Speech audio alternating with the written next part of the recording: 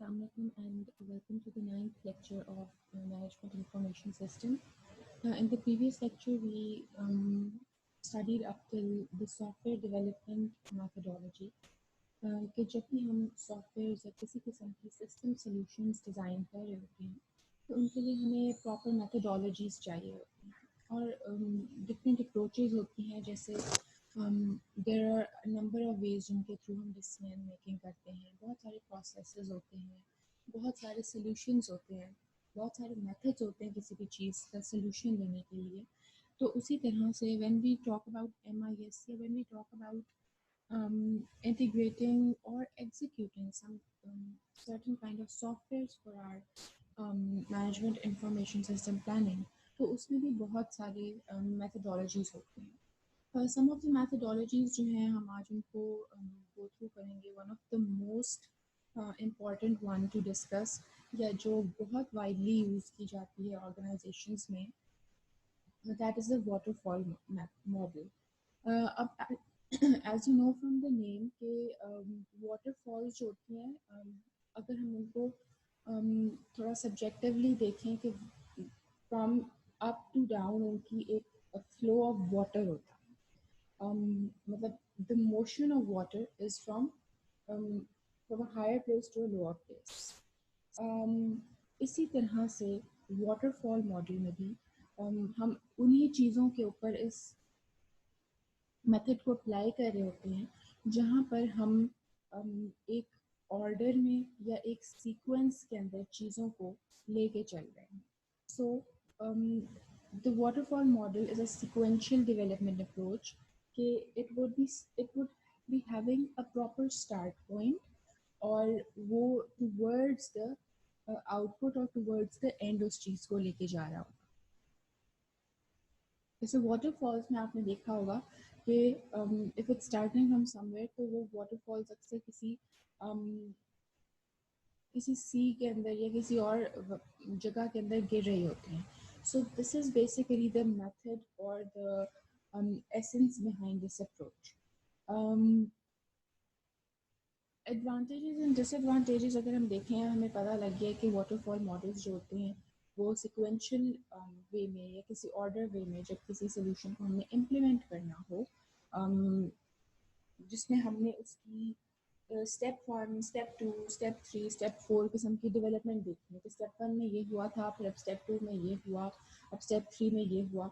उस किस्म के अप्रोचेस में हम वाटरफॉल मॉडल को यूज़ करते हैं. Coming towards its advantages, advantages में है कि it is number one,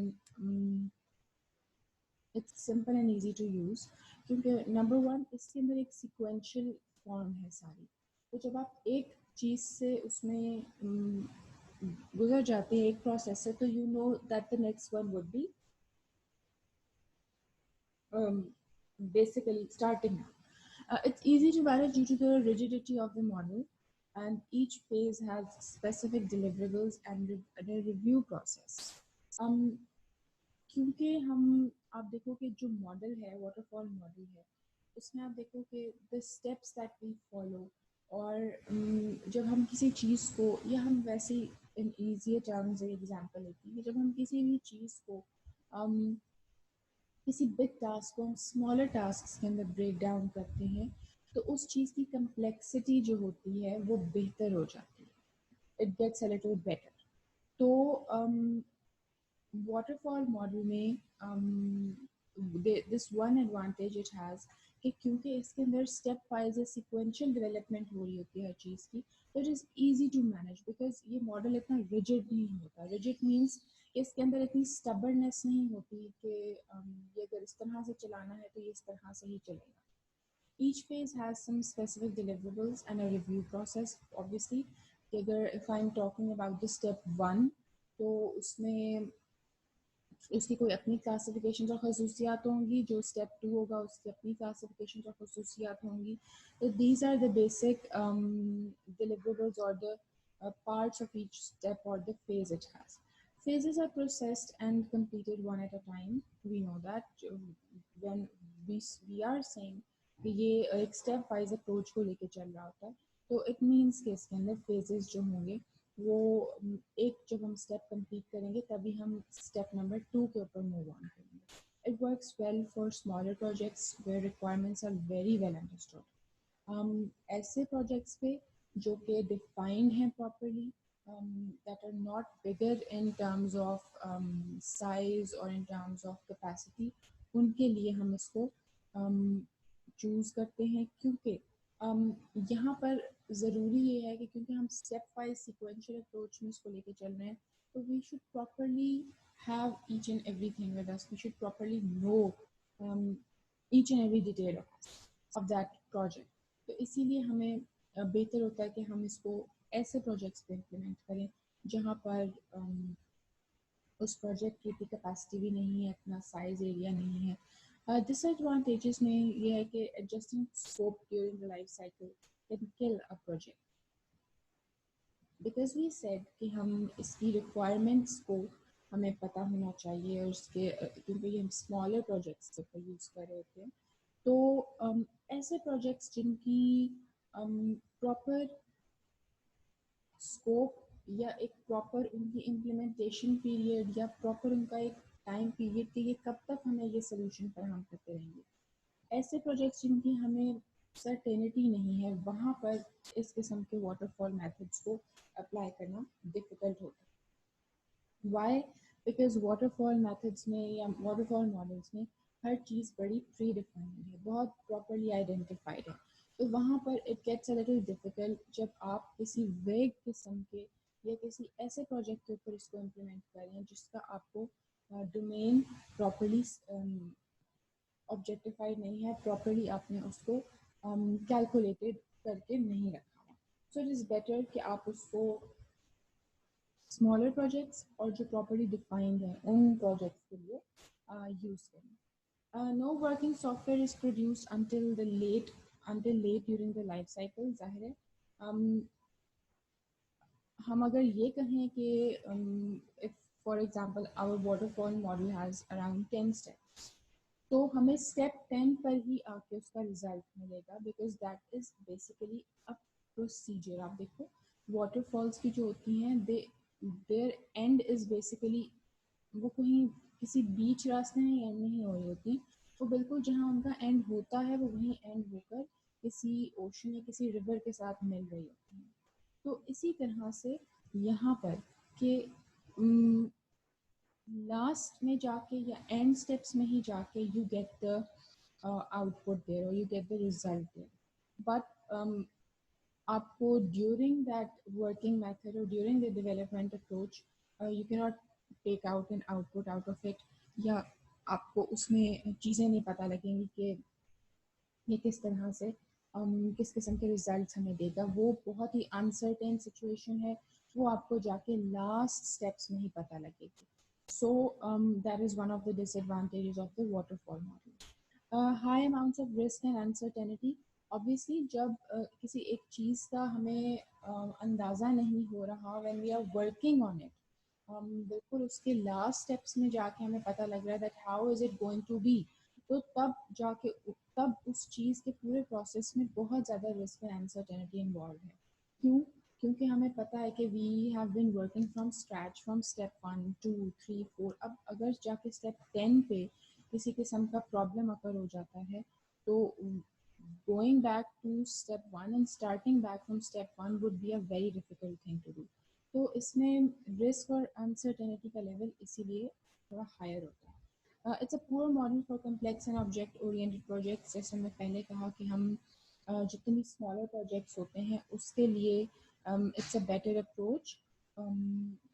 जितने कम्प्लेक्स या कोई ऑब्जेक्ट ओरिएंटेड प्रोजेक्ट्स होते हैं जिनमें हमें प्रॉपर क्लैरिटी नहीं होती, उसमें वहाँ पर यूज़ करना इसको ज़्यादा बेहतर नहीं होता, क्योंकि जितना प्रोजेक्ट कॉम्प्लेक्स होगा उतना ही आप देखो पहले ही उस डेवलपमेंटल अप्रोच के अंदर there is quite a bit of risk factor involve and uncertainty involve. तो जब हम किसी भी कम्प्लेक्स या ऑब्जेक्ट ओरिएंटेड प्रोजेक्ट के साथ इसको अटैच करते हैं इन मेथड्स इन मॉडल्स को, तो उसमें मज़ीद उसकी अनसर्टेनिटी लेवल बढ़ जाता है।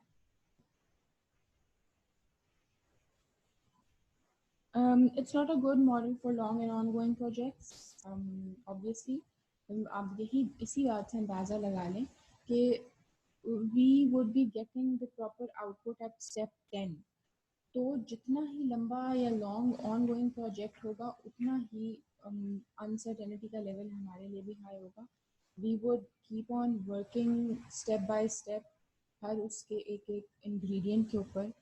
लेकिन अगर प्रोजेक्ट ही इतना लंबा या कम्प्लेक्स है तो उसमें 100% हम अनश्योर होंगे कि इतनी ज़्यादा हमारी एफर्ट के बाद what kind of results are we going to get, desired result हमें मिलेगा भी या नहीं मिलेगा.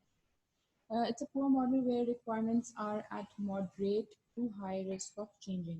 जैसे मैंने पहले कहा कि हमने इन अप्रोचेस और मॉडल्स और सॉल्यूशंस के लिए वाटरफॉल मॉडल को हम इम्प्लीमेंट करते हैं जहाँ पर हमारी रिक्वायरमेंट कि हमें ये चीज़ एज अ सॉल्यूशन चाहिए बहुत डिफाइंड होती है. वहाँ पर ये ज़्यादा एफिशिएंटली वर्क कर सकते हैं. ऐसी अप्रोचेस जहाँ पर हमें पता ही ना हो कि what kind of solution basically do we need out of this problem? What are we looking for? ऐसे जब रिक्वायरमेंट ही क्लियर ना हो, डिफाइन ना हो, तो इन स्टेंसेस के लिए this model is not a good option.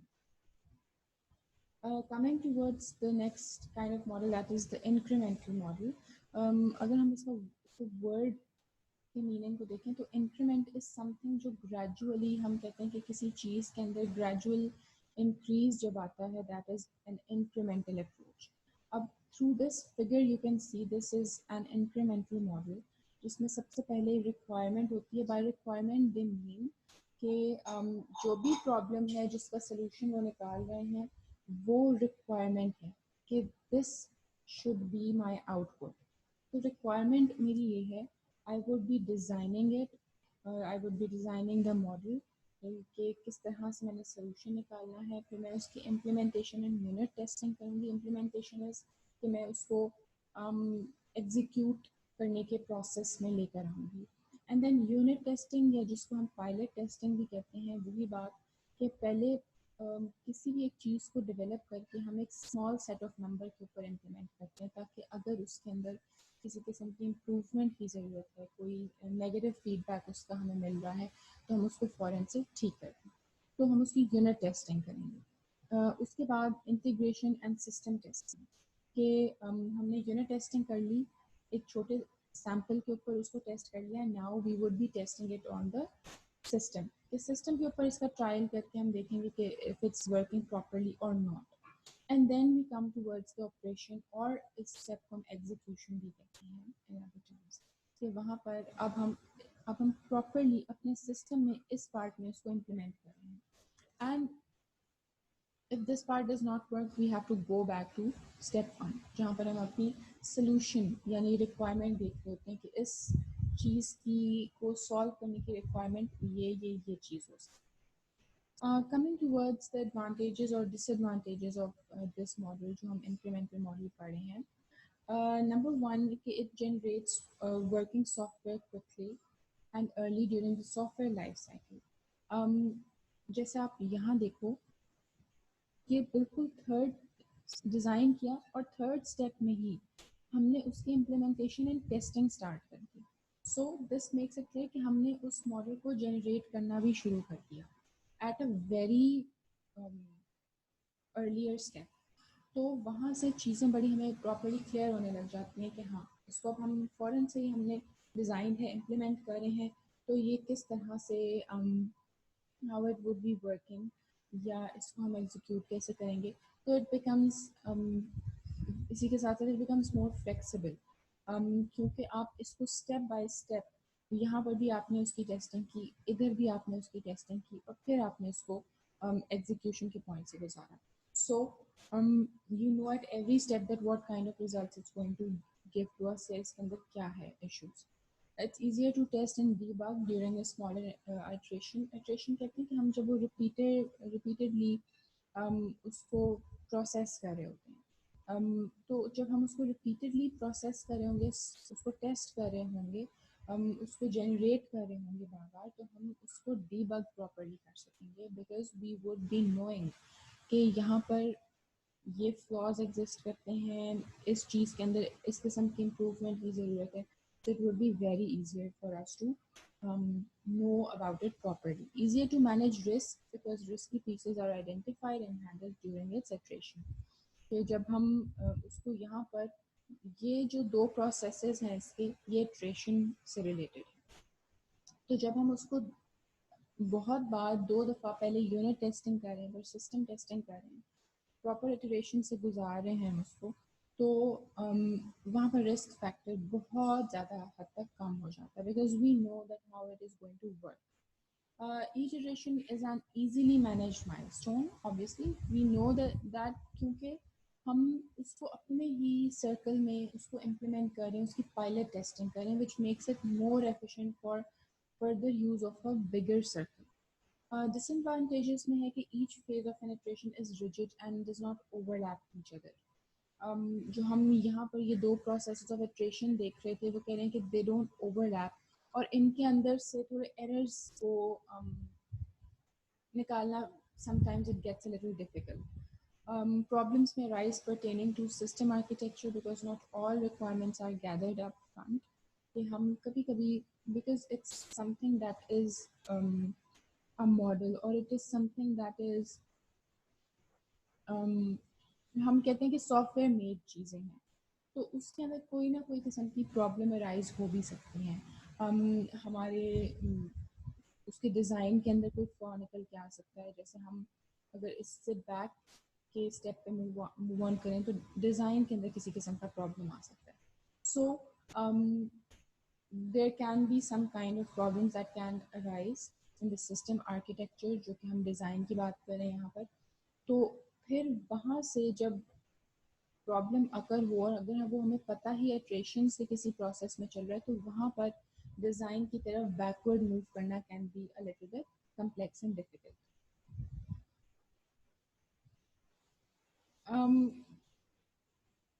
Coming to the third model, that is a spiral model, जिसमें आपने देखा है कि बहुत ही आसान किस्म की इन्होंने बताई हैं चीज़ें जो हम अक्सर अपने डिसीजन मेकिंग क्राइटेरियाज में भी यूज़ करते हैं.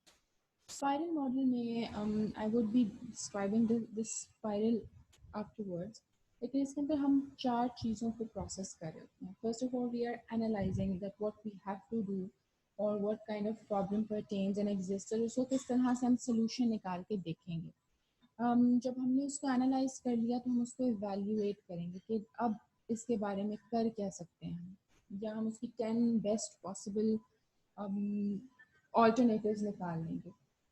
इवेल्युएशन के साथ साथ उसमें आप प्लानिंग कर रहे होते हैं उसकी. यू वुड बी सीइंग कि अच्छा मैंने वहाँ से इवेल्युएशन में से अपना एक सेगमेंट निकाल लिया है या एक ऑल्टरनेटिव मैंने सेलेक्ट कर लिया जो मुझे सब बेस्ट पॉसिबल ऑल्टरनेटिव लग रहा है. Now I would B planning कि उसको मैंने इम्प्लीमेंट कैसे करना है, and then I would be coming towards the development process. Why the development process? Because अब development के अंदर ही मेरी implementation भी है, मेरा control भी है, मेरा monitoring भी है और मेरी feedback का segment भी development के अंदर ही आएगा. So this is when I would be using the implementation या जो पिछले models में हमने कोई iteration या testing की चीज़ें पढ़ी हैं वो हम वहाँ पर development में करेंगे. Now, why is it known the spiral model? आप लोग नोटिस करे होंगे कि एनालिसिस के पार्ट पे you can not see any kind of arrow. अब एनालिसिस इज समथिंग जहाँ पर आपने उसको उसके प्रॉब्लम को डिफाइन किया है या आइडेंटिफाई किया है.